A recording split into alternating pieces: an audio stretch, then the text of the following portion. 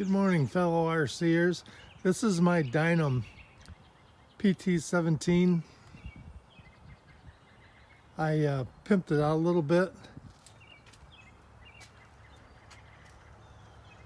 I changed those flimsy flying wires for stainless steel.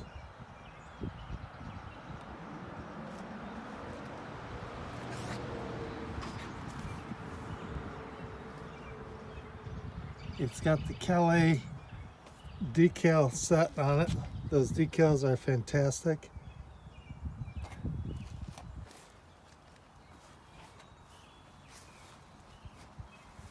Haven't flown it yet, that's the next job.